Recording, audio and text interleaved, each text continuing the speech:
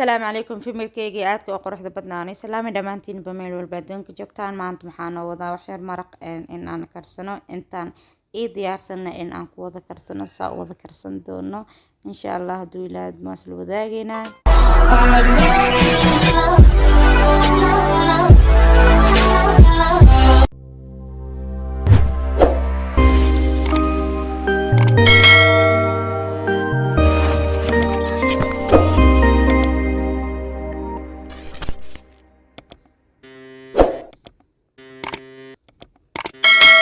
sababteedii haddaad arkaysan basasha iyo hilibkii aan isku soo jarjaray lama kala dalcay hal mar la isku dalcay isku soo noqon doonaa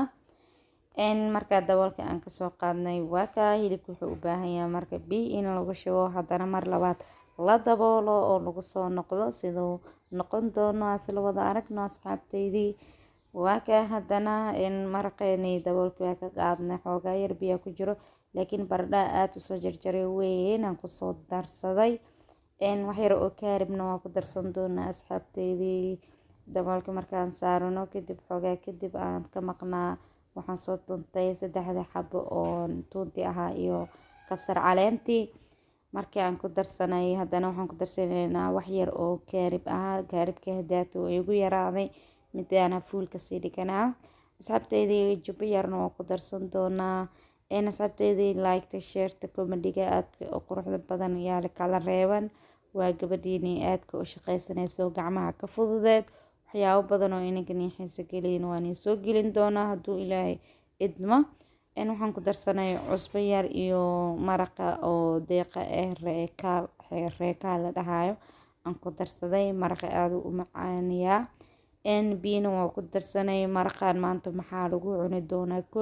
kule horta aan maraq kaliya karsan doonaa waxaan ku cuni rabana waa inaan baxaa oo meeshii aan liigu dubi lahaa inaan soo baxo maxay noqon doontaa waa muufatiinaar dabka inaan wax yar aan shito waaye basashaan inta iyo soo badbadayso aan sugo waa baxaa asxaabteydii waxaan tagi doonaa guriga dariska aan aadaas